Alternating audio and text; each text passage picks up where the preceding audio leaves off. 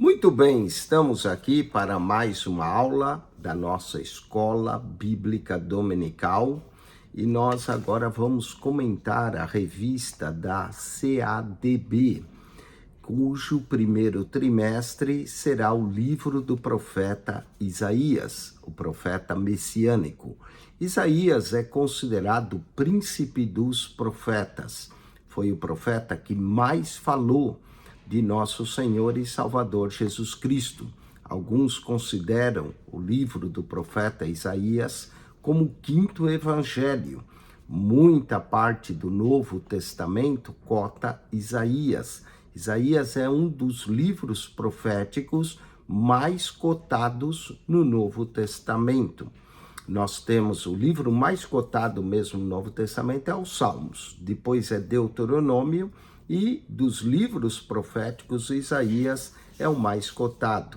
Ele é conhecido como profeta messiânico ou príncipe dos profetas. E nesse trimestre, na revista da CADB, nós estaremos cobrindo, então, o livro do profeta Isaías. Isaías também é considerado uma mini-bíblia.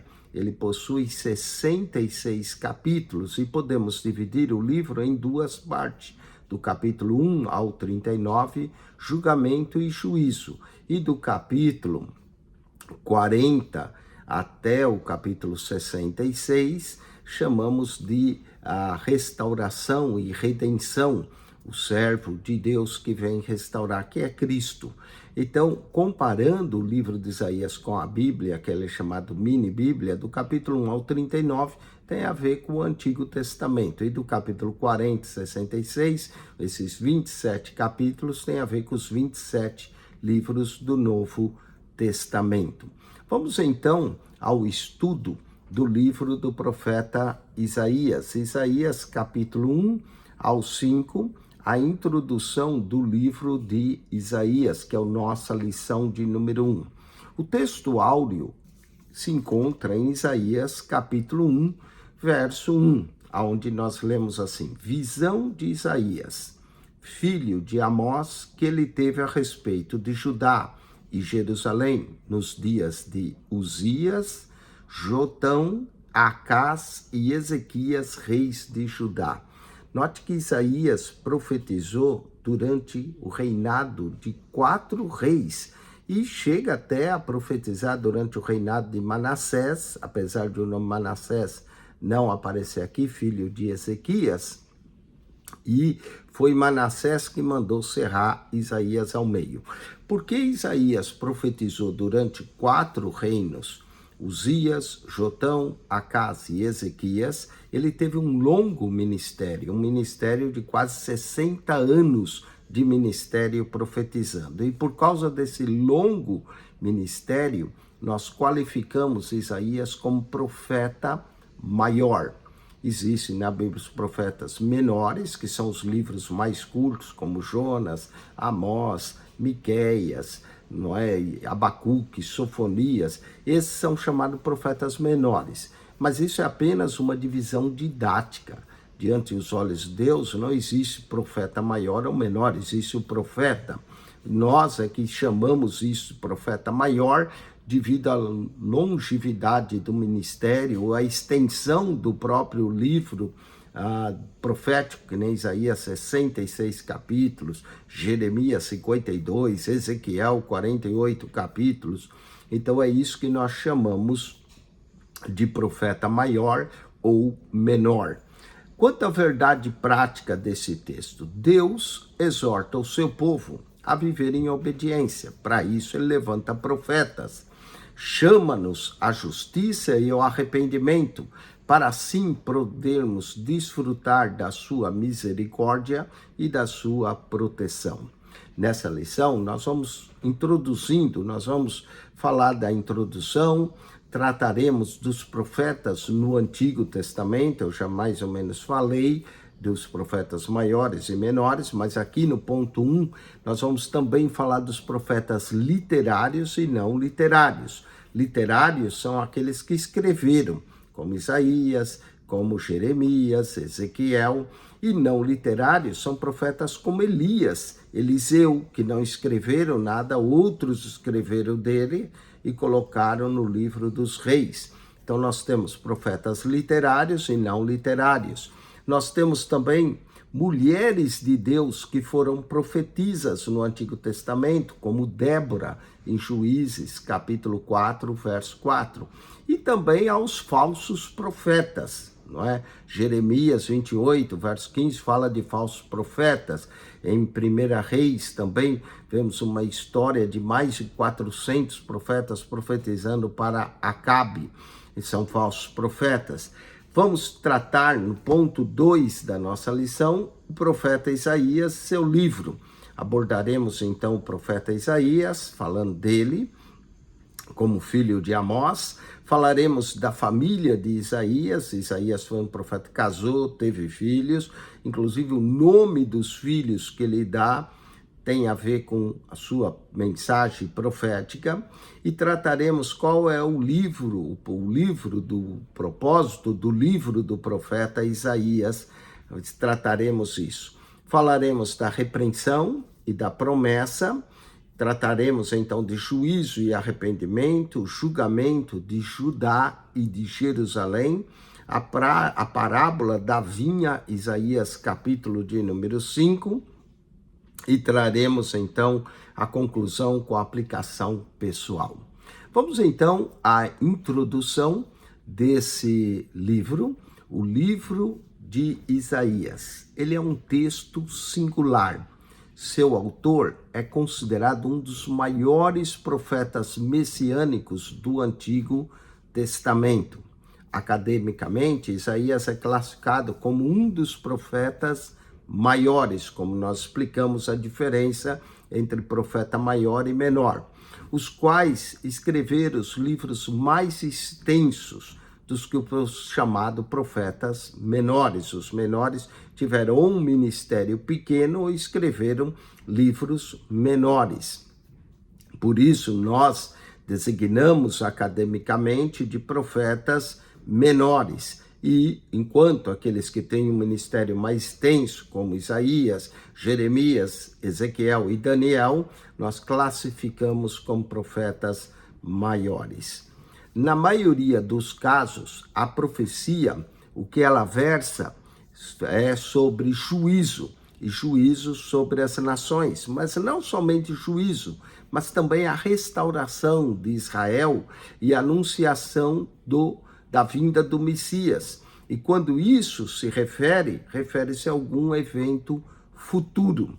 Sempre tinha uma vinculação com uma situação contemporânea ao profeta e também uma visão futura. As profecias, elas têm um cumprimento imediato ou próximo imediato e também um cumprimento mais longínquo, e elas têm um duplo cumprimento, como o caso da profecia de Isaías 7,14, da Virgem que conceberá, teve o seu cumprimento imediato porque era um sinal para o rei, e depois teve um cumprimento mais longínquo na pessoa de Cristo. Está aí o duplo cumprimento das profecias. Isaías, então, se destaca por conter o maior número de profecias relacionadas com a vinda e a obra do Messias. Por isso que ele é aclamado profeta messiânico, também chamado de o quinto evangelho, ou quinto evangelista. Vamos falar um pouco dos profetas no Antigo Testamento. Nessa primeira parte da lição, nós vamos abordar, entender os profetas do Antigo Testamento e depois entraremos mais propriamente no livro do profeta Isaías. Falemos dos profetas do Antigo Testamento, primeira parte da nossa lição. Grande parte do conteúdo do Antigo Testamento é formado pelos livros proféticos, os quais comunicam a palavra de Deus com riqueza de formas e estilo. O termo profeta é oriundo da palavra hebraica navi ou nabi, que significa literalmente chamado, um porta-voz de Deus. no sentido daquele que fala em nome de Deus, como está em Êxodo capítulo 7, verso 1, Moisés falava em nome de Deus, que anuncia também fielmente as coisas que recebe Deus. E aí nós temos Deuteronômio 18, Deus levantará um profeta semelhante a mim, a ele ouvis, uma referência ao Cristo. Mas não apenas isso, o profeta bíblico muitas vezes era também chamado de um adivinho. O fundo de sua mensagem profética tinha um sobretudo moral e ético. O profeta também tinha como missão principal chamado o povo, a fidelidade, a aliança com Deus, aquela aliança que Deus firmou com eles no Monte Sinai, e qual exigia adoração exclusiva a Deus, não terá outros deuses adiante de mim.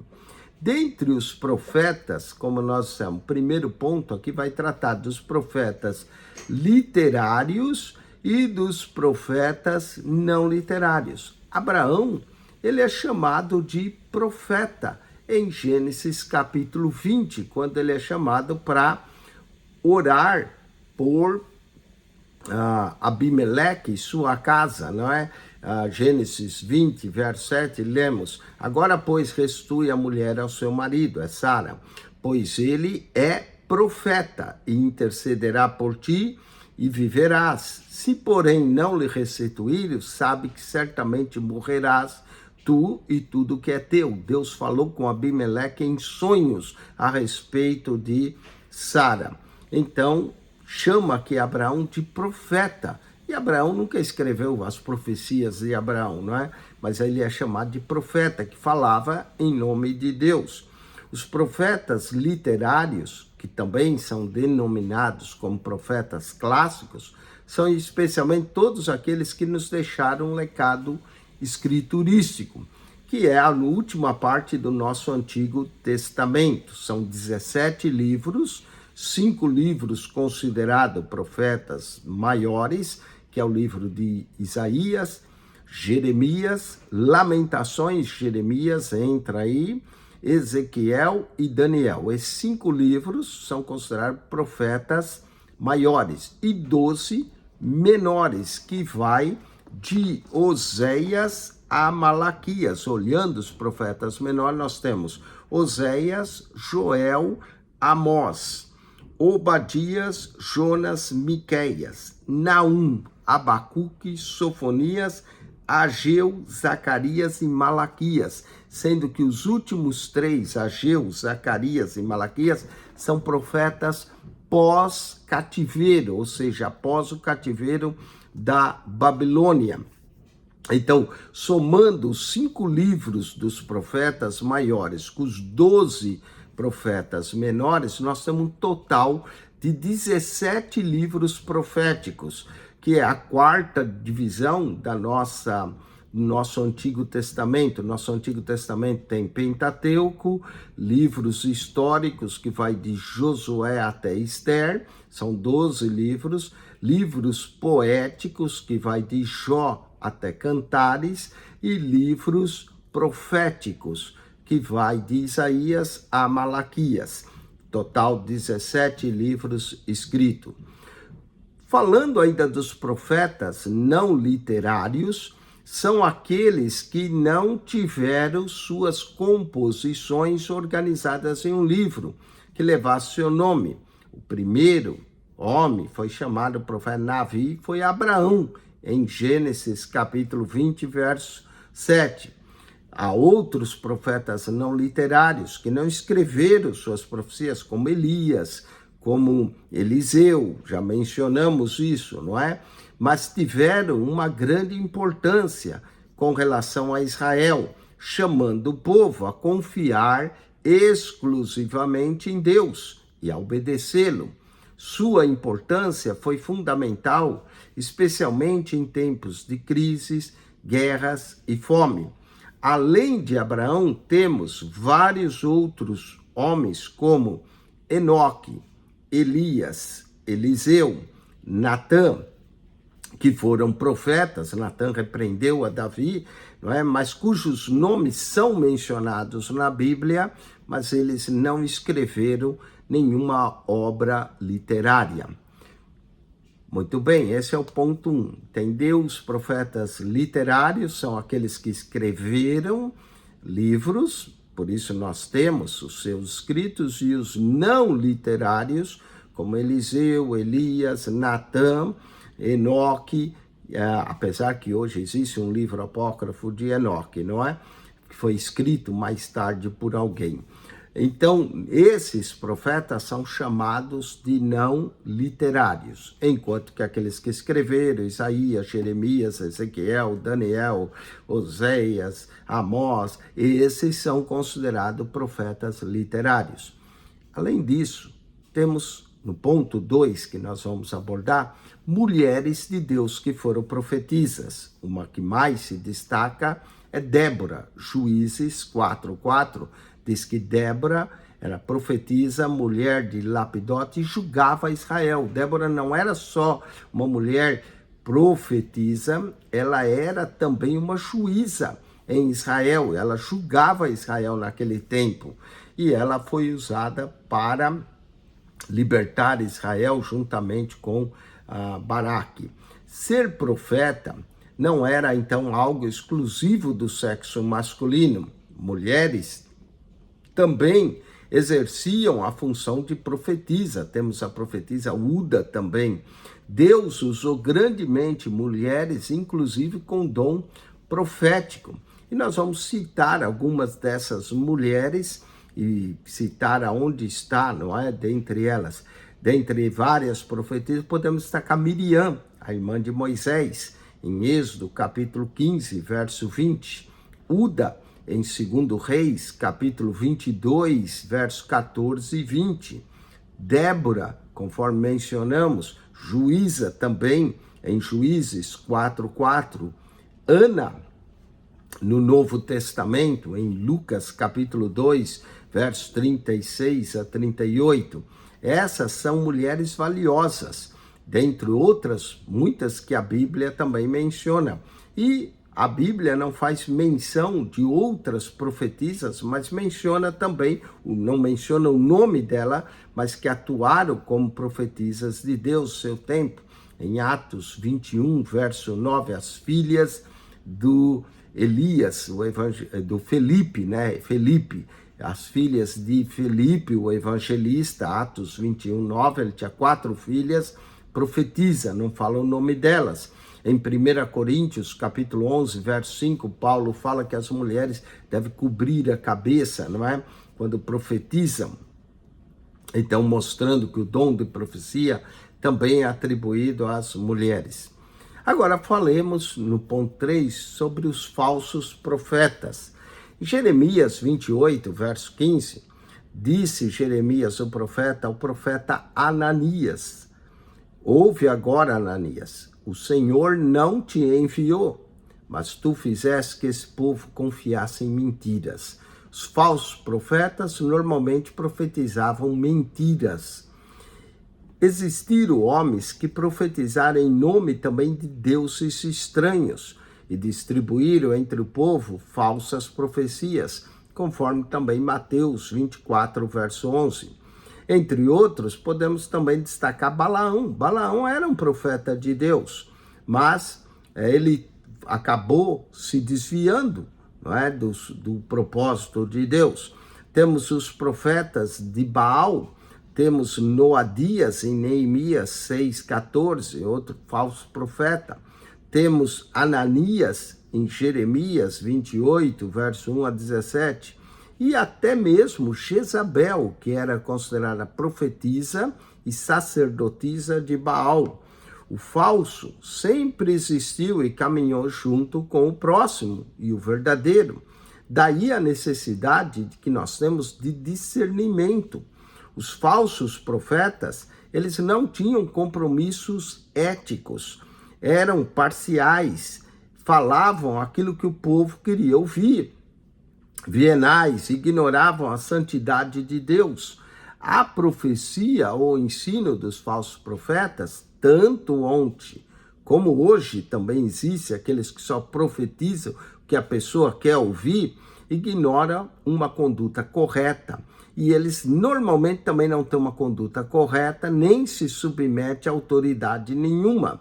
E isso mostra que ao ignorar a autoridade de líderes, esses profetas são falsos. Eles se integram e até apresentam diante de Deus e dos homens, mas eles são considerados falsos profetas, tanto no passado como nos dias de hoje.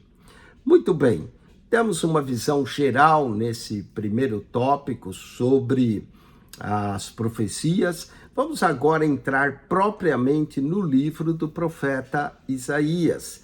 Falemos um pouco do profeta Isaías e de seu livro.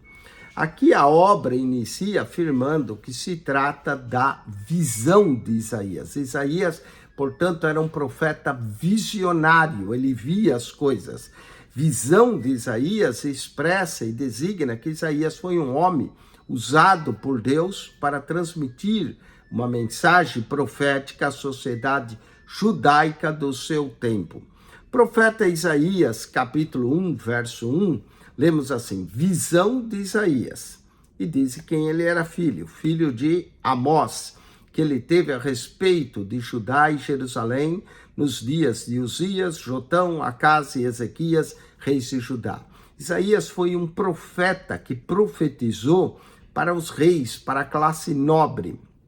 Juntamente com ele, nós temos outro profeta, considerado menor, Miqueias, que profetizou na mesma época de Isaías, mas mais para o povo. O nome Isaías, ele é oriundo da linguagem hebraica, que é traduzido, Isa ou Sheia, da onde vem a ideia de salvação, e Yah, que é uma abreviação de Yahvé. Então, traduzindo o seu nome, significa Deus é a salvação. Isaías inicia seu livro identificando-se como o filho de Amós. Este, Amós, era irmão de Amazias, rei de Judá. Normalmente, quando se trata de nome muito comum, o nome do pai era usado para melhor identificação da pessoa. O profeta, então, Isaías, exerceu o seu ministério entre os anos 742 a.C. até 687 a.C. E o início, então, note que são quase mais de 60 anos aí. E o início das atividades proféticas foi consolidado após a morte do rei Uzias. Isaías capítulo 6, verso 1, não é? Aqui está o início, no ano em que morreu o rei Uzias. Então, o 10º rei de Judá, por volta de 740 a.C., assim o ministério de Isaías desenvolveu-se especialmente durante o reinado de Jotão, de Acás e de Ezequias. A área de concentração ministerial do profeta era o reino do sul. Lembra que Israel já estava dividido. Tinha o reino do norte, chamado de Israel, e o reino do sul, chamado de Judá. Isto é, o reino de Judá. E a capital desse reino era Jerusalém. Os descendentes e os reis de Judá eram descendentes de Davi. Ele foi contemporâneo, então, do profeta Oséias, ao norte, e do profeta Amós, e profetizou mais ou menos no mesmo tempo de Miqueias. E aí você pode ler Oséias 1, Amós 1 e Miqueias 1. Falemos um pouco da família de Isaías. Parece que a mulher de Isaías também era profetisa. Diz assim: fui ter com a profetisa. Ela concebeu e deu à luz a um filho. Então me disse: Senhor, põe-lhe o nome de rápido despojo, presa segura. Esse era o nome do filho de Isaías, Isaías 8, verso 3. Então, a esposa de Isaías era chamada, inclusive por ele mesmo, de profetisa. Isaías 8, verso 3. O filho de Isaías foram dois. O primeiro foi Zear Jassub, que significa um resto voltará. Simboliza a promessa de que, apesar do julgamento e do exílio vindouros, um resto voltaria. Deus preservaria um chamado remanescente fiel que retornaria para restaurar Jerusalém. O outro se chamava Maer Salal Hasbaz, que significa rápido despojo, presa segura. Era um sinal de que o julgamento e destruição viriam rapidamente sobre os inimigos de Judá, especialmente Síria e Israel, chamado também Reino do Norte. Falemos agora do propósito do livro do profeta Isaías. Então, Isaías foi casado com uma profetisa. Isaías teve 2 filhos e o nome de seus 2 filhos tem a ver com a sua mensagem profética. Vamos agora ao ponto 3 da nossa lição, tratando o propósito do livro de Isaías. Isaías capítulo 1, verso 18, diz: Vinde então e argui-me, diz o Senhor, ainda que vossos pecados sejam como a escarlata, eles se tornarão brancos como a neve. Ainda que sejam vermelhos como o carmesim, se tornarão como a branca lã.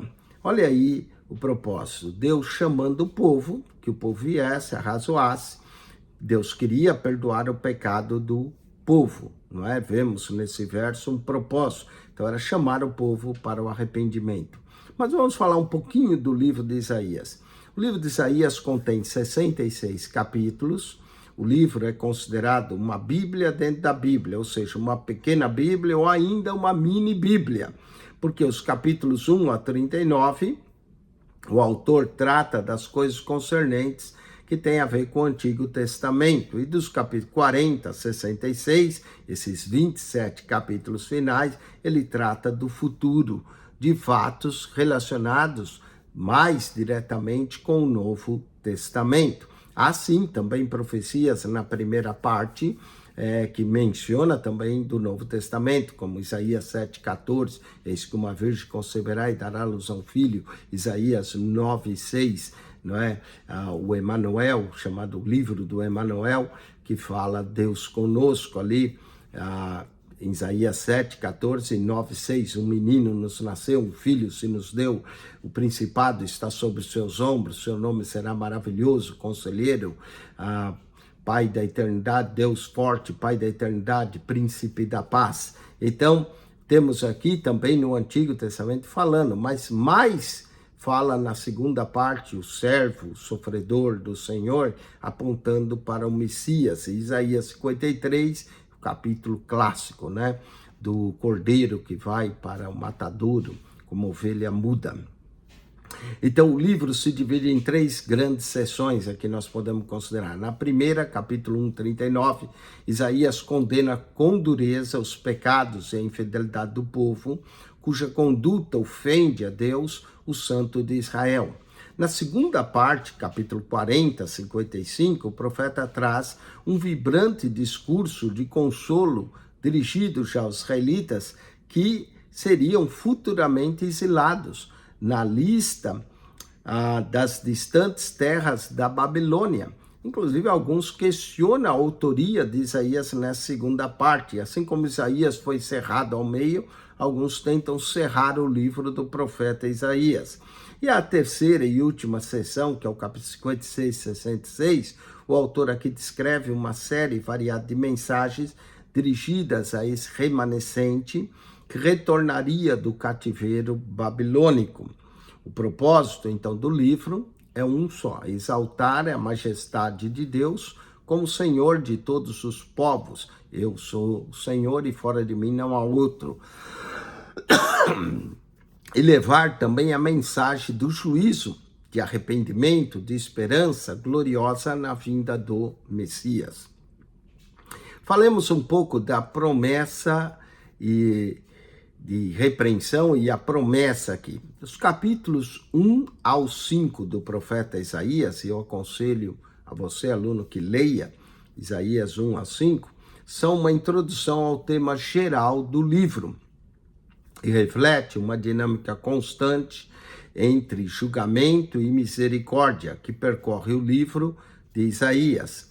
Nessa introdução, Deus se mostra sempre pronto a perdoar e a restaurar, desde que seu povo busque o arrependimento genuíno e a justiça. Falemos então do juízo e arrependimento. Isaías capítulo 1, verso 19 e 20. Se quiserdes e ouvirdes, comereis o bem dessa terra. Mas, se recusardes e fordes rebeldes, serei devorados à espada, porque a boca do Senhor o disse. Tá vendo? Aqui tem a promessa de juízo e de arrependimento. Então, Isaías começa seu livro com uma acusação contundente contra a nação de Judá e Jerusalém, que se desviaram dos caminhos de Deus. Ele descreve o povo como rebelde e também como espiritualmente doente. Diz em Isaías 1,16, lavai-vos, purificai-vos, tirai a maldade de vossos atos diante dos meus olhos e cessai de fazer mal.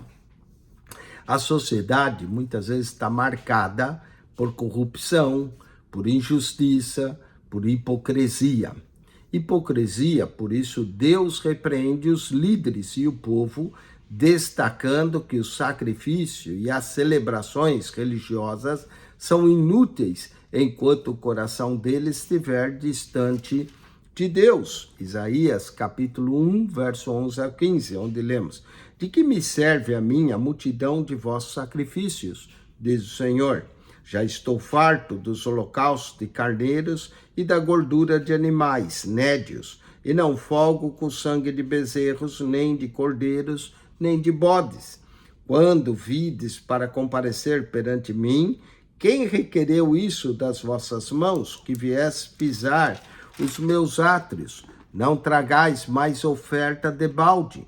O incenso, para mim, é abominação, e também as festas da lua nova, e os sábados, e a convocação das congregações. Não posso suportar iniquidade, nem mesmo o ajuntamento solene. As vossas festas de lua nova e as vossas solenidades as aborrece a minha alma. Já me são pesadas, já estou cansada de as sofrer. Pelo que quando estendeis as mãos, escondo de vós os olhos. Sim, quando multiplicai as vossas orações, não as ouço, porque as vossas mãos estão cheias de sangue. Olha aí, Deus chama o povo ao arrependimento. Aí ele diz no Isaías 1,18, 20, então, e argui-me, diz o Senhor, ainda que vossos pecados sejam como escarlate, eles se tornarão brancos. Mas note que no verso 16 e 17 ele manda o povo abandonar o pecado. Aqui vemos o equilíbrio entre julgamento e a oferta de redenção. Deus está pronto para perdoar, mas o que ele exige? Uma mudança de atitude, de comportamento. Vamos ao ponto 2 da nossa lição, julgamento de Judá e Jerusalém. Isaías, capítulo 3. O capítulo 2 também fala de uma visão que teve Isaías, mas fala de uma glória futura no capítulo 2. E no 3, lemos assim: porque eis que o Senhor Deus dos exércitos tirará de Jerusalém, de Judá, o bordão e o cajado, todo sustento de pão e toda a sede de água. Deus vai julgar e vai trazer fome ali. Nos capítulos 2 a 4 de Isaías, aborda o tema do julgamento iminente contra o orgulho, a idolatria do povo. No capítulo 2, também é outra visão, como mencionamos, visão que teve Isaías, filho de Amós, a respeito de Judá e de Jerusalém. E aqui mostra o futuro glorioso de Sião, não é? Onde virá de Sião. A Sião é considerado o monte do Senhor, onde todas as nações irão a esse monte do Senhor para aprender os seus caminhos. Cremos que isso aponta para o glorioso reinado no milênio de Cristo. No entanto, essa visão também contrasta com a realidade do presente, em que Judá está mergulhado na idolatria, na sua autossuficiência. Isaías adverte sobre o dia do Senhor. Capítulo 2, verso 12, porque o dia do Senhor dos exércitos será contra todo soberbo e altivo e contra todo que se exalta, para que seja abatido. No capítulo agora 3, percebemos uma ampliação desse julgamento à medida que Deus retira do povo a sua proteção e o entrega à sua própria sorte. O resultado é caos econômico, fome, social e moral, escassez de alimento, escassez da liderança, o freio moral no capítulo 3, verso 5, o povo será oprimido como será contra o outro e contra o seu próximo. Um menino se atreverá contra o ancião e o vil contra o nobre. E isso também mostra depois 3, do verso 16 até o 4:1, até uma depravação feminina. No capítulo 4, Isaías conclui a sessão com uma nota de esperança e antecipa a ideia que após o juízo haverá redenção para aquele remanescente que voltar. E olha o 4:3. Naquele dia, o renovo do Senhor será cheio de beleza e de glória, e o fruto da terra excelente e formoso para os que escapam de Israel. Vamos agora ao capítulo 5 do profeta Isaías. Como eu disse, nós estamos vendo aqui uma visão panorâmica, mas o aluno deve ler esses capítulos e ir atentando para esses detalhes aqui. Vamos ao capítulo 5, a parábola da vinha e os ais, e a sua aplicação. Isaías capítulo 5, verso 5, agora, pois, farei saber o que hei de fazer à minha vinha. Tirarei a sua sebe para que sirva de pasto, derribarei a sua parede para que seja pisada. No verso 8, ai dos que ajuntam casa a casa e reúnem herdade a herdade até que não haja mais lugar e fiquem como únicos moradores da terra. E nesse capítulo 5 nós vamos ver vários ai. Ai são julgamentos. Então o capítulo 5, primeiro, apresenta-nos uma parábola poderosa sobre o povo de Israel, comparando eles a uma vinha que Deus plantou e cuidou, mas que essa vinha deu uvas bravas, esperando ele bons frutos, mas em vez disso veio uvas bravas. Isaías 5, 1-2. Essa metáfora simboliza o fracasso de Israel em viver de acordo com o pacto de Deus, apesar de todos os cuidados e provisões que o Senhor lhe concedeu. Os ais que aparecem no capítulo 5 vão descrever os pecados de Judá. Deus espera justiça e retidão, mas encontrou gritos e angústias, não é? Ai dos que ajuntam casa a casa, verso 8. Ai dos que se levantam pela manhã e seguem a bebedice, verso 11.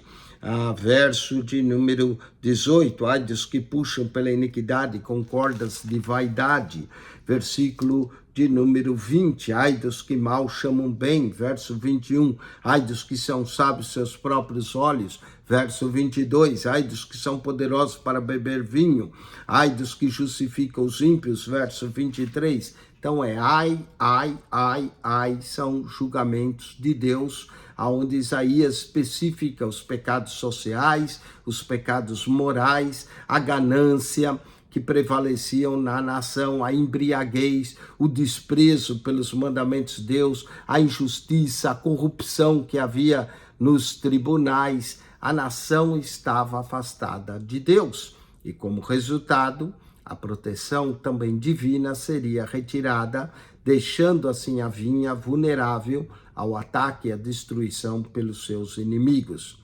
A mensagem, então, central aqui é que o pecado tem consequências sérias.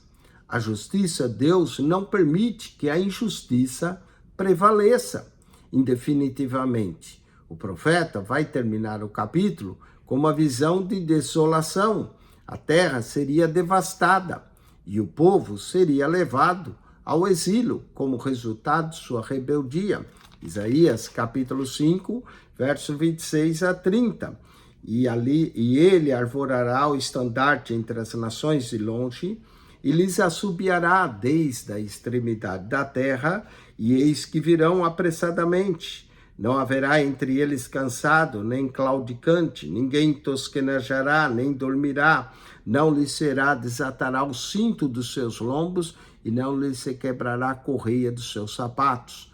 As suas flechas serão agudas, e todos os seus arcos reteçados. As unhas dos seus cavalos dir-se-ão de perdeneira, e as rodas dos seus carros um redemoinho. O seu rugido será como leão, rugirão como filhos de leão. Aqui está falando do cativeiro. Sim, rugirão e arrebatarão a presa e a levarão, e não haverá quem a livre. O cativeiro da Babilônia. E bramando contra eles naquele dia, com bramido do mar, e se alguém olhar para a terra, eis que só verá trevas e ânsia, e a luz se escurecerá em suas assolações. Está vendo? O julgamento descreve como as nações invasoras, a Síria, a Babilônia, vão afetar o povo e serão chamados por Deus para trazer o julgamento sobre o povo rebelde. Qual é, então, a aplicação pessoal que devemos fazer dessa lição? Bom, que nós sejamos zelosos em obedecer a Deus, para que a sua proteção seja sempre conosco. Amém? Vamos às perguntas da revista e tentar responder elas da melhor forma, não é? Primeira pergunta: por que o livro de Isaías é chamado de a Bíblia dentro da Bíblia? E a resposta é porque Isaías, nos seus capítulos e na sua divisão do livro, lembra a Bíblia, capítulo 1 ao 39, julgamento, juízo, capítulo 40 ao 66, a restauração, mensagem de restauração. A primeira parte tem a ver com o Antigo Testamento, segunda com o Novo Testamento. Quando o profeta inicia o seu ministério? Isaías iniciou o seu ministério, de acordo com lemos, no reinado de Uzias, não é? E depois, mais propriamente, no capítulo 6, com a sua chamada mesmo, capítulo 6, a visão que ele teve após a morte de Uzias, durante o reinado também de Jotão, Acás e Ezequias. Contra quem o profeta anuncia os ais? Bom, os ais é contra aqueles que são gananciosos, os bêbados, os que cometem pecados morais, contra a justiça que estava corrompida, é contra esses que Isaías anuncia os seus ais. Graças a Deus, a justiça do nosso país não tem esse problema, não é? Graças a Deus não há mais corrupção no nosso país, mas se houver, ai daqueles que cometem. Bom, esperamos ter ajudado a você, aluno, a estudar essa maravilhosa lição, e durante esse trimestre nós iremos cobrir todo o livro do profeta Isaías e será de bênção para nós nesse primeiro trimestre do ano 2025. Essa é a lição primeira lição. Nós iremos abordar outras lições. Semana que vem estaremos trazendo outras lições e você pode acompanhar-nos pelo canal do YouTube. Além dessa lição da Escola Dominical, nós também temos a lição da revista Escola Betel, da editora, né, Betel, temos a revista também da CPAD. Você pode estudar a Escola Dominical é algo maravilhoso, porque a gente estuda e nunca se forma, não é?